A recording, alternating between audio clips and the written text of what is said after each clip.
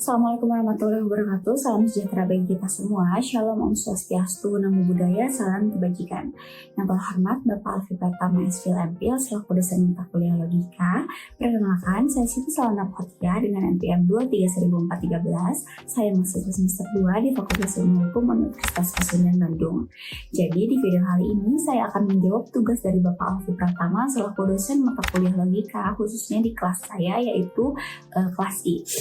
Baik, langsung saja untuk soal yang nomor 1, yaitu jelaskan kembali materi dasar silogisme tentang struktur, unsur, hukum, dan juga berbagai formalitasnya. Jadi yang pertama, struktur silogisme itu terbagi menjadi dua, yaitu ada premis mayor dan premis minor. Jadi untuk premis mayor sendiri adalah premis yang bersifat umum dan biasanya terletak di baris yang pertama. Dan yang kedua itu ada premis minor. Ini adalah premis yang bersifat khusus dan biasanya terletak di baris yang kedua. Berikutnya adalah unsur-unsur silogisme. Jadi terdapat dua unsur dalam silogisme itu. Yang pertama adalah term. Term ini adalah kata atau frasa yang mewakili kelas ataupun kategori tertentu.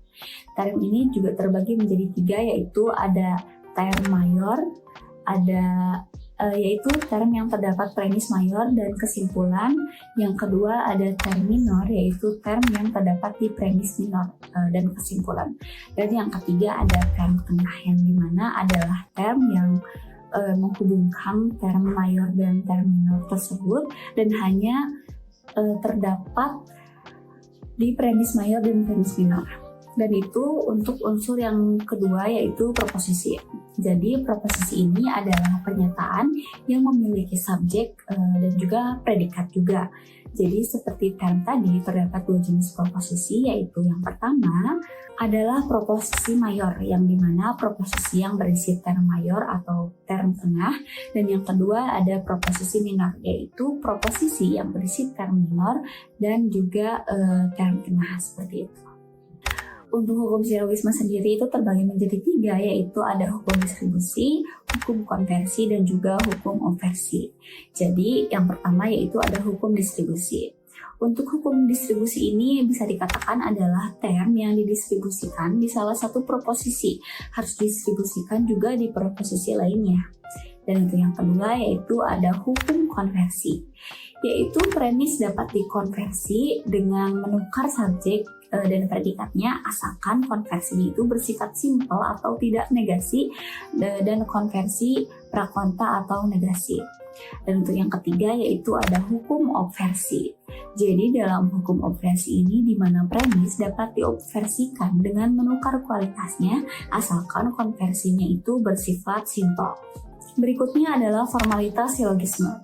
Terdapat 4 formalitas dalam silogisme tersebut. Yang pertama yaitu adalah silogisme harus memiliki 3 proposisi, yaitu 2 premis dan juga 1 kesimpulan.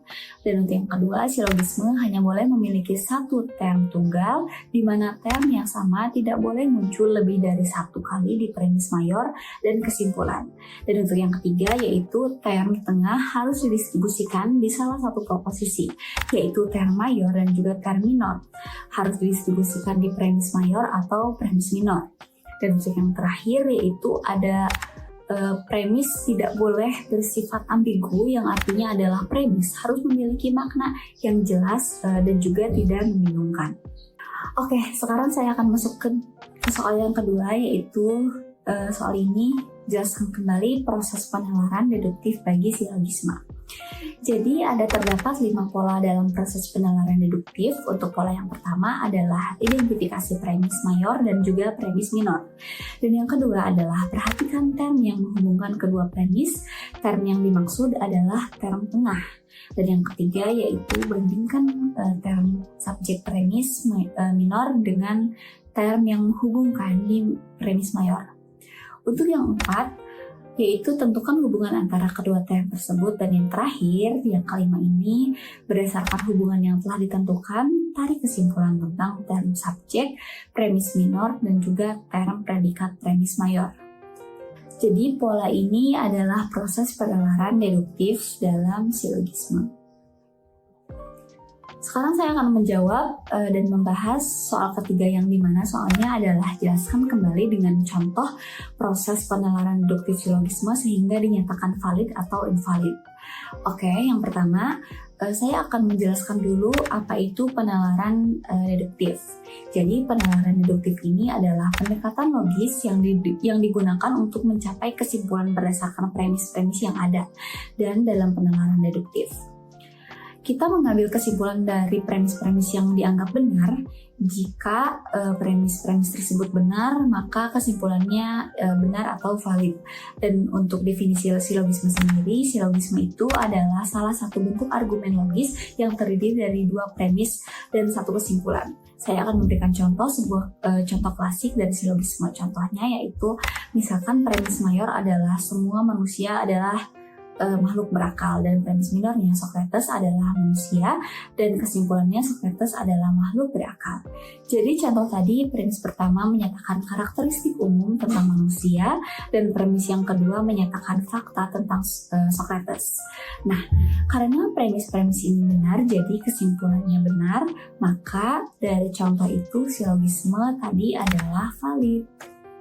Untuk contoh silogisme yang tidak valid atau invalid yaitu sebagai contoh premis mayornya adalah semua kucing adalah hewan berbulu dan premis minornya yaitu Bobby adalah hewan berbulu.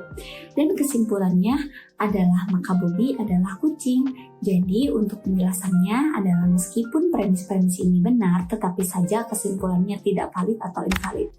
Alasannya dikarenakan premis pertama menyatakan bahwa semua kucing adalah hewan berbulu tetapi tidak menyatakan bahwa semua hewan berbulu adalah kucing.